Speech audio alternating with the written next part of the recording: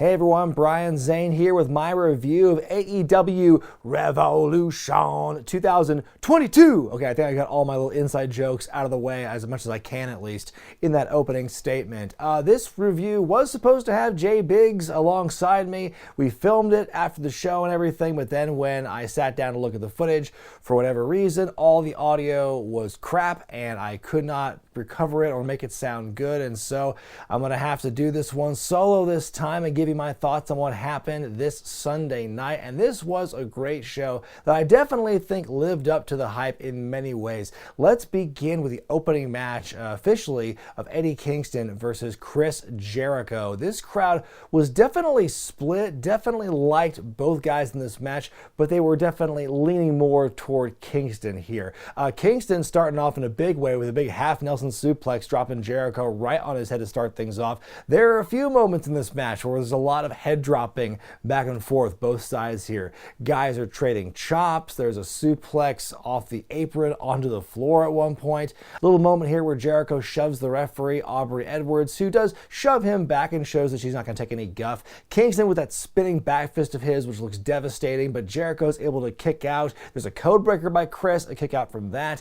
Eddie no-sells a German, but walks right into another code breaker. Kingston ducks the Judas Effect attempt, hits 3 back fists, then that stretch submission here, which just rips Jericho in half. He taps out clean as a whistle, and Kingston wins this match. What a statement for Eddie Kingston. After the match, Eddie offers his hand in respect, but Chris cannot respond in kind. Nevertheless, I thought this was a star-making performance for Kingston in AEW. I'm going to give it 4 stars out of 5 based on that kind of holy shit aspect alone. The fact that I never would have imagined in a million years that Kingston would have come out on top on Jericho here, let alone clean as a whistle, like I said, in a no frills, no goofy gimmick type of match for Chris Jericho. It's really cool to see him kind of give Kingston this moment here. It was very much kind of a Japanese style match, those big strikes, the big dumping on each other's heads and stuff. Obviously, Jericho has that Japanese influence too, so these two had really good chemistry, and I really want to see actually more from these guys because I was very entertained by what I saw here. Up next for the AEW tag titles, the Jurassic Express defend against the Young Bucks and reDRagon, Bobby Fish, and Kyle O'Reilly. This is a very flippy match, especially in the beginning action of this. Jungle Boy is really the hero of this thing the whole way through here.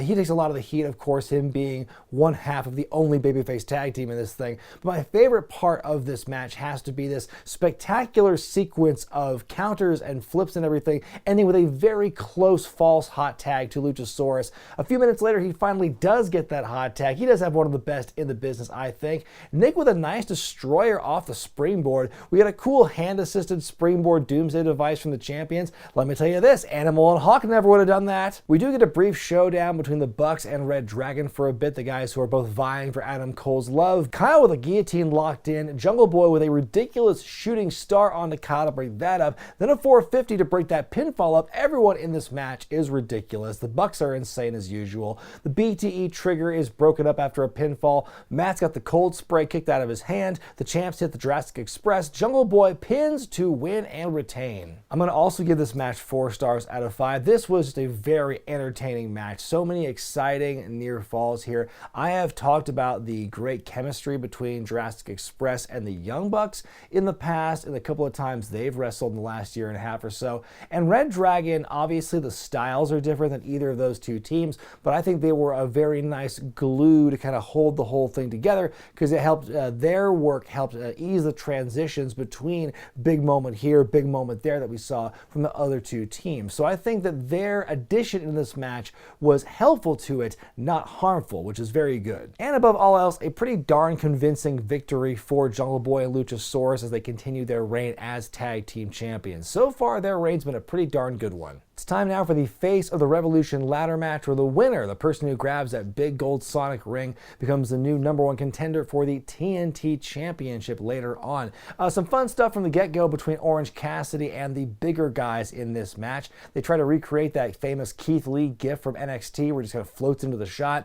The biggest spot, the most memorable thing about this match to me is the spot where Orange Cassidy has the ladder, does that Terry Funk helicopter spot, but then the big heavies, Wardlow and Keith Lee, stop it from turning. Orange makes a big face about it. And then after he gets lifted up, Orange does an amazing pull up to the top of the ladder, tries to grab the ring from there, then gets crotched on the ladder rung. That was an amazing spot. Hobbs with a very nice stalling suplex out of the corner. Orange is thrown way out of the ring later on, almost clears the guys who are supposed to catch him.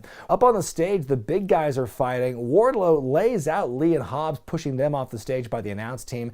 Danhausen appears to curse Ricky Starks. Speaking of which, if you love that Danhausen, do check out this week's episode of Pow Pro Wrestling, in which Danhausen is our special roving reporter backstage for the evening. Earlier, Christian Cage sets up a ladder structure in the ring, and Wardlow takes advantage of it. He powerbombs Ricky into the ladder bridge to grab the brass ring, and he will challenge the winner of Sammy Guevara, Scorpio Sky later this week. I give it 3.5 stars out of 5. This was a fun ladder match. I think they could have used the contrast between the big guys and the smaller guys a little bit more, in my opinion. There was some good innovation here. I love that spot with the big guys and Orange Cassidy on the ladder. I feel like it got slowed down in places where it shouldn't. And I think it didn't take full advantage of the kind of makeup of who you had in this thing. It was still very cool to see this coronation for Wardlow. You got your humor in there with Orange Cassidy and Danhausen. Still got your crazy spots in there as well. Tony Schiavone on stage, and he immediately spoils the big reveal of who's joining AEW next by having the contract facing the camera. It's Swerve Strickland, the former NXT North American champion and leader of Hit Row, making his AEW debut and signing the contract and asking the crowd, whose house? Swerve's house. Up next, a match for the TBS Championship as Jade Cargill defends against Ty Conti in a match that didn't have a whole ton of build compared to everything else on this show, but nevertheless put out a pretty darn good matchup. But first, let's talk about the entrance attire for Jade Cargill, coming out as Jade from Mortal Kombat, and the guitar accompaniment by Chris Stone, Kingfish Ingram, who does the guitar for Jade's theme. What an entrance here. It's a fiery, fast beginning to the match here. I love at one point Jade talking trash to Ty, going, who gives a damn about that karate shit? That's right, Jade Cargill does not care if you're some karate. Later on, Ty dives on a Mark Sterling after he does a little tribute to Sammy Guevara. Jade then lays out Anna Jay on the outside. Anna hits Jade with a chair and she still kicks out. And at that point I'm thinking, is she supposed to be the babyface in this matchup? Because that's definitely the vibe I'm getting, because the crowd is definitely behind Jade Cargill here. Jade with a nice frog splash, we have a kick out. I'm pretty sure I've never seen her do that move yet. Ty hits a great pile driver, we get a kick out. She goes up top, but she gets knocked into the turnbuckle, is hit with Jaded, and Jade wins and retains. This one gets 3 stars out of 5 for me. This is not a bad match by any means. I think it was a very good, for the position these two ladies are in, for their relative inexperience, especially Jade Cargill. I said during the predictions video, neither of them I would consider a ring general, but these two handled their business very well here, and I think it was another strong showing for Jade. And again, talking to her inexperience, but the fact that she's just 1 year in since her debut match where she partnered up with Shaquille O'Neal against Cody and Red Velvet, and how far she's come just since then. And boy, I think she's looked so good, especially as TBS champion, and this is a very good match, very good defense for her. Up next, the dog collar match, one of the most emotional matches of the evening. CM Punk taking on MJF, and let's talk for a second about Ring of Honor. It was earlier this past week where Tony Khan announced he purchased ROH, and they've been really sprinkling a lot more of those references across the show this evening, especially when it came to Punk's entrance, coming out to the old AFI song, the old ROH attire with the shorts and everything. That was a really cool moment, great throwback here, and really brought the whole storyline full circle into the evolution of CM Punk so far and his relationship to MJF and how he was driven to this point. It's a pretty violent match here. Punk has the advantage early on, but MJF comes back. They're whipping each other with the chain. Punk is bleeding within a few minutes of this thing. He's the first one to bleed by far. MJF channeling Scott Steiner and saying to give him a fucking mic. MJF tells him to quit. Punk tells him to eat shit. We get a big eat shit chant from the crowd there. MJF with a sleeper locked in. He counters a GTS into a Salt of the Earth, which then gets countered into the Anaconda Vice. Another big throwback for CM Punk. MJF begins to bleed. He gets a "you deserve it" chant. Punk wrapping the chain around his leg a couple of times. One time it backfires on him as he hits the steps. We get a tombstone on the apron by Punk, which is just ridiculous to see. You know what, though? I have to admit, there is a trend in this show. I don't even know if this is the first match to see a tombstone pile driver on here, but after you have one on the apron, there's really no other place to take it, but we do see the tombstone happen a few more times in the show where I'm like, okay, well, it wasn't on the apron, so it's not as devastating. MJF brings out the thumbtacks. Punk bites MJF's hand. Lots of teetering spots over the thumbtacks. They are milking this moment here. We do get a superplex toward the tacks, but Punk pretty much almost takes it entirely on his ass. The chain breaks at some point. MJF calling for Wardlow, who comes out but can't seem to find MJF's ring. Punk hits the GTS, Max with a great bump in the tacks and a terrific sell. Wardlow suddenly realizes, oh, whoopsie, the ring was actually in the right pocket. Oops. He puts it on the apron and gives Punk a knowing look. The crowd is going insane for this turn of events from Wardlow here. Punk gets the ring on, gives MJF the finger, the defiant spit, the punch. Punk wins. I'm going to give it 4.5 stars out of 5. Like, damn, what a great match. What a great story. What a tremendous blow-off to what's been one of the best, if not the best feud AEW has done in the last 6 months to a year here. Another great moment to really kind of bring about Wardlow's face turn and really put the stamp on that and really show that this is officially happening after how he saw what we saw him do to, or what we saw him not do for MJF in this match. And it was a very cathartic result after a nice bit of nostalgia in the weeks leading up to this. The story of MJF and all these throwbacks to the past moments and everything. Punk's entrance here and the match itself and just the finish. It was very satisfying. And I think, I was expecting MJF to win this one because that's just kind of how they want to book him and have him kind of like mow through everybody ultimately. But this was, I think it was ultimately the right call here, and the way they went about telling that story was done incredibly well. AEW Women's Championship match next as Dr. Britt defends against Thunder Rosa, and check out the shiny new Women's Championship belt. I do like that belt a lot. I love me some tall center plates. This is very much inspired by the Mid-South Heavyweight Championship. I thought it was very interesting how we got this new belt kind of out of the blue because Britt did get that like slightly modified version of the original AEW Championship, which was ultimately just a petite version of the men's AEW Championship. And so to have this new, very distinct design that looks different from anything else so far on the roster, I think is a pretty cool move. A very well put together, hard-hitting match here, I have to say. These two do have great chemistry stemming back from their feud that started on and off. They've been feuding for the last year or so,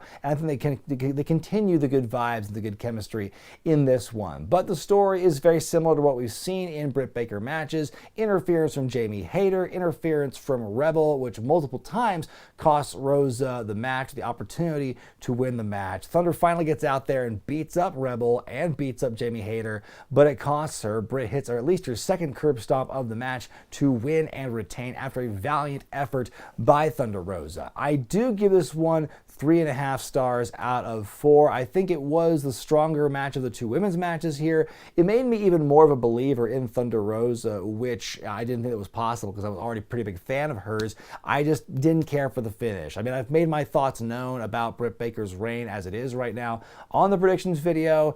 If Thunder Rosa wasn't going to win it there, I mean, I would say, what's next? But we do know that there's a chance for Thunder Rosa to earn her way back into a title match in a couple of weeks, which will take place in San Antonio. So maybe they're going to wait to do it there for the big local hero pop. But if it doesn't happen there, then like I said with this match, when is it going to happen? Up next, a very physical match here as Bryan Danielson takes on Jon Moxley. And I have to say before we go into this match, it is very telling that less than 24 hours before this show began, there was a quote that was floating around that was attributed to Danielson recently where he said that one of the reasons he left WWE was because he wanted to be able to bleed, and Vince McMahon told him, "I'm sorry, I can never give you that." So keep that little nugget of information in mind as we go into this match. And also to brace yourself for this, the fans from the get-go are chanting, "We want violence," so they know what's up. We get the grabs, the two are trading kicks and taunts, and these guys are just laying into each other. This is a match where I felt as I'm watching it, if I was a skeptic or if I didn't know what wrestling was all about, I'd look at this thing and I'd go, wow, like this wrestling stuff is more real than I gave it credit for. Moxley at one point absorbing the kicks and wants more to start slapping and Bryan. They brawled to the outside and beat the hell out of each other some more. Moxley bleeding profusely, and Danielson's on his way. It's violent physical stuff here. This was a knocky draggy, as I've been known to say in the past. This definitely lived up to the hype. This was absolutely a knocky draggy. Many stomps, lots of submission attempts here. In the end, kind of a surprise conclusion where Danielson's got that choke hold, or that submission hold. Moxley's able to counter it into a pinfall combination and covers Danielson for the 3 count. Kind of a surprise here. Then after the match, they keep fighting, and who shows up to break up this whole fight? It's William Regal, the former longtime NXT general manager who was released earlier this year in what many would say is kind of a surprise move. He shows up here. He is legitimate mentor for Danielson and Moxley, so the history there is great. He gets in both their faces. He Inoki slaps the two of them, tells them to get their shit together and to shake hands and just to put it to bed, and it finally happens, and what a moment this is. We've been focusing so much on the idea of a stable led by Danielson and or Moxley, but now suddenly this whole added wrinkle of Regal showing up, who it's a surprise debut, but it's not one that people are going to say, oh, this newcomer is going to take some other wrestler's spot, because Regal's not a wrestler. He'd be more of a kind of manager or kind of overseer position, and he wouldn't be getting in the ring again. So to see that kind of dynamic, just, oh man, it whets my appetite to think about what this trio of guys leading their own catch violent hybrid supergroup could possibly be. I'm going to give this one 4.5 stars out of 5, and man, it's really hard for me to pick which is better of a match between this one and the dog collar match. I think both told very emotional, visceral stories, but in very different ways and very different contexts. They were both violent, they were both bloody. I think it was a very bold choice by AEW to have 2 matches on the card, which both have a lot of blood element to that, And I think that to have them both like that, but for them to each tell different stories to how they got there, and for them to stand alone on their own, each of them, I think was very well done, very well executed. And of course, it was all about violence. Those guys made it look like they were just absolutely killing each other out there. And then again, the added surprise of Regal at the end was just the icing on the cake. In our semi-main event, a match I was kind of surprised took this long on the show to get to, but we'll kind of see why in a little bit. It's a 6-man tornado tag as AHFO take on Sammy Guevara, Darby Allin, and Sting. Before the match, though, we get the usual pre-match Darby Allin thing on pay-per-view. It's a scene where some people are eulogizing or appearing to eulogize AHFO. Suddenly, a car comes flying in and crashes into some trailers nearby. Darby pops out of the car, coffin drops the officiant of this funeral or whatever, then Sting shows up with a flamethrower. What the hell did we just see? Although I will say, seeing Sting with a flamethrower, of all the things we see Sting do tonight, is actually not the most shocking thing. This whole thing's a car crash. Darby torpedoes into Jose, the assistant, who's trapped in a trash can. Then Andrade wrecks Darby with a chair and a trash can to Sting. Mark Quinn on the outside. We get a silly string with a barricade assist. The brawl goes to the outside. The Butcher and the Blade get involved as well. Cassidy on part of the set, and Guevara chases him up there. They fight their way for a bit, and a big old Spanish fly off the set and through some tables, and that was a pretty crazy looking fall as well.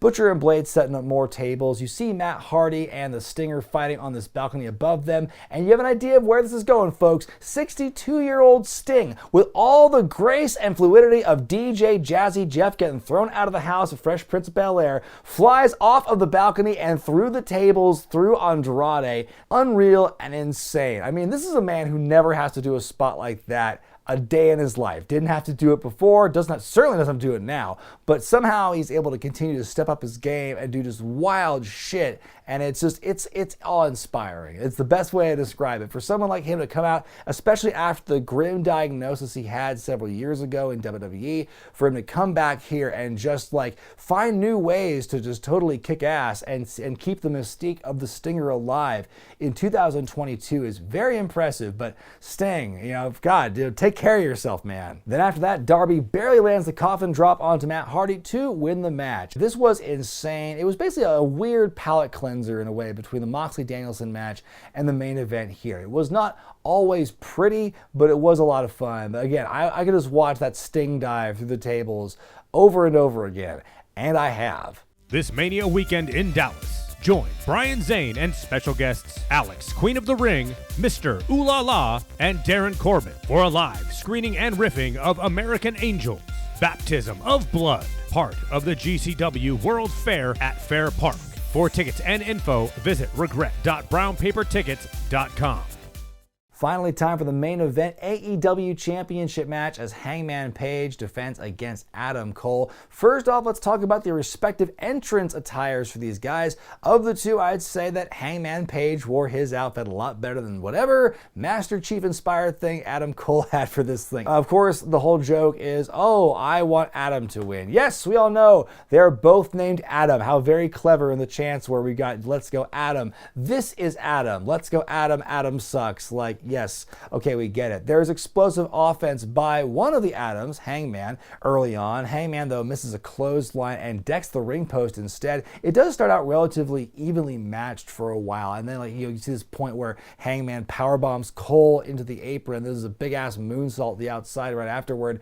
Later, Cole intercepts another moonsault with a super kick. Hangman comes back with a tombstone on Cole, our third or fourth of the evening. We get it. It's a solid, hard-hitting match. Up top, Page the moonsault follow a slam. Out come reDRagon with a distraction. Cole takes advantage, hits a Panama Sunrise on the floor. One more in the ring, the big knee, the kick out. Page recovers, goes to the buckshot, but we get some super kicks. reDRagon with a table on the outside, but Hangman hits a deadeye through that table. The Dark Order show up, and they get a brawl with them and reDRagon. A buckshot, but a rope break. Hangman using his belt to tie Cole to the rope for a bit. Nice little throwback from the previous week's Dynamite. Near the end, we see Page lower his knee pad and go for his own boom knee to the back of Cole's head, which I swore was getting booed by the audience. That threw me for a loop, and I don't know if they were booing something else entirely different, some fan interaction or something. I don't know. The timing just seemed weird that Cole would get, or that Page, I should say, would get booed for anything. Page has usually been kind of a bulletproof in many ways, where it's like the fans don't seem to be sick of him. So for that moment to happen there, I think that's either really unfortunate timing for something else, or it's a really just weird pivot by the fans here. But he does hit that knee, hits the buckshot one more time to get the win and retain the championship. There's absolutely no additional funny business or wild surprises after that. It's just a title defense as we fade to black. This was a good title defense, and on any other pay-per-view, this would have been one of the stronger matches. It's just, there were things that were even stronger before it. And that, coupled with the fact it was just non-stop epic wrestling for almost 5 hours, it was a little bit tiring at the end. But I guess having a lot of good wrestling is kind of a weird thing to complain about. I think overall it was a very fun show. I complain a little bit or nitpick about, too much wrestling or too many tombstone pile drivers. But be that as it may, it was still just a very entertaining show and not a bad match amongst them. And it's crazy to think how stacked the show is when the main event is still a good match, but not as good or not as memorable as these other mid-card matches and so forth. I think there was a little bit of something for everybody. Not only were there great matches, but there were also some fantastic individual moments, like Orange Cassidy's moment pulling himself up in the ladder match. Sting with his crazy-ass dive. William Regal debuting the way that he did after that amazing match with Moxley and Danielson. There's a lot of good stuff here. A little bit of nitpicky things here, and that's purely boils down to a style thing. Either you like that sort of thing or you don't. But I think overall, this whole show really delivered in a lot of ways, and some of which I didn't expect. But what did you think of Revolution, folks? What did you think of some of the bigger storylines that are sprouting from that show, like Wardlow's face turn or William Regal's debut? I want to hear what you have to say about that in the comment section below. I'm Brian Zane, and I'll see you next time.